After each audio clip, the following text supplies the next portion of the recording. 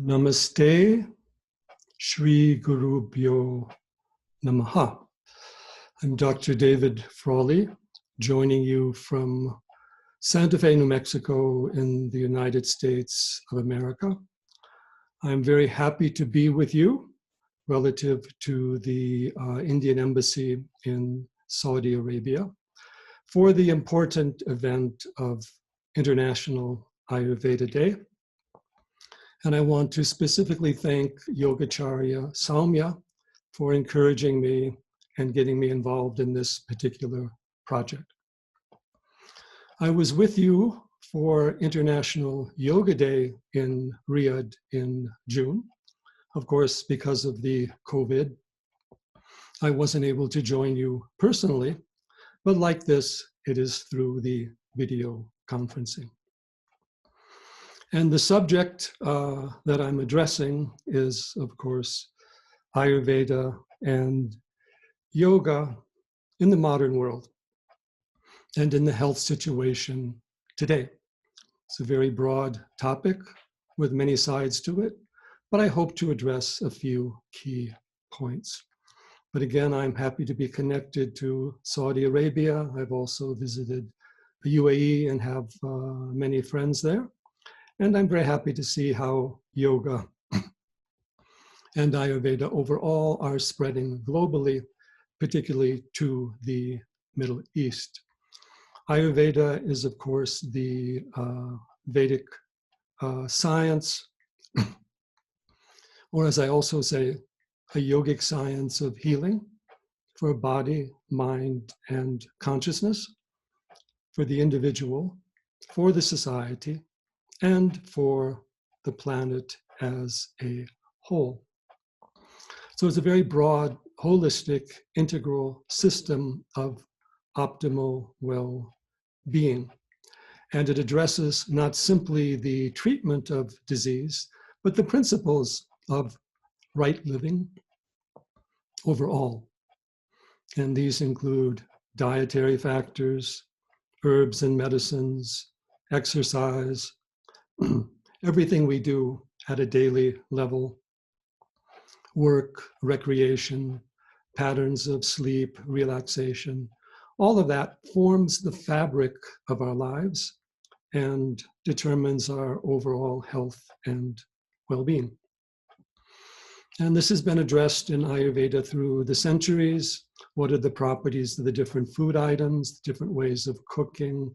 What are the properties of different herbs, different aromas, different oils, all the factors that make up our lives, and which we encounter through the world of nature, heat and cold, dampness and dryness, wind, seasonal changes, aging changes, and the entire fabric of our existence. So I'm very happy to be with you today and to see the enthusiasm from so many people. Now, I want to look into a few of the details involved. Today, we are in a tremendous health crisis, as we know. Even though we've made great achievements in modern medicine, through drugs, through surgery, medical testing, vaccines, so many things, we find ourselves in the early part of the 21st century with a global pandemic that is challenging our entire way of life, and to some extent has been produced by our information technology in the sense that it is spread through travel, communication that we have. And so it is a new challenge to us, and it heralds a new era. More conditions like this could possibly occur, and new treatment measures can possibly arise, not only from the modern medicine, but also from the traditional medicine overall, like the Ayurveda. And first of all, we are living in a very different era, in the sense that we are usually caught up in an urban lifestyle. We don't cook our own food. Often there's a great deal of pollution around us. And there's a lot of overstimulation via the media that we must address, and that causes us various difficulties and challenges physically and psychologically. So what this results is the breakdown of the immune system individually and collectively, physically and psychologically. Not only the breakdown, but the overall vulnerability of the immune system, because we are in greater social contact and proximity. And so that is the greater proximity for the transmission of disease overall. And yet our medicine aims mainly at the treatment of acute conditions, infections, all of that, fevers, but not necessarily at the treatment of the individual overall, right living, and also relative to increasing our immunity, our vitality, our prana, and what Ayurveda calls our ojas. So Ayurveda teaches us our mind-body constitution. It tells us what is the right food, what are the right medicines, the right herbs, the right behavior for us, so that we can avoid coming down with disease overall. And so we have a strong immune system overall, which is the most important thing for us. And our immune system is, of course, connected to the world of nature. I'm also an environmentalist and an ecologist, and I always like to make the point that we cannot have health physically, psychologically, as human beings if our natural environment is severely disrupted or suffering. So we need an ecologically sustainable medicine, and we need a medicine that connects us to prana, to the life force within and around us. Certainly drugs are very important. I don't want to diminish that in any way. Certainly there have been very great advances in surgery, which are extremely essential.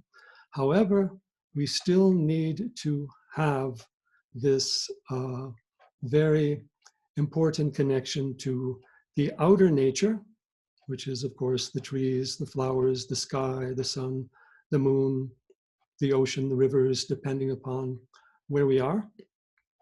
And also with our inner nature, the well springs of vitality, consciousness, and higher awareness within us.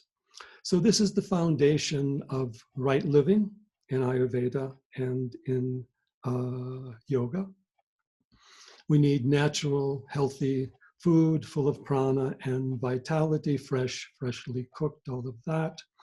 We also need our daily herbs in different preparations. Ayurveda has so many of these for nurturing the body, for nurturing the mind, and also for strengthening the immune system overall. And we need to know our proper daily regimen or time cycle. We need to wake in the early hours when the prana is strong. We need to go to sleep before it's too late to contact the healing prana of the night.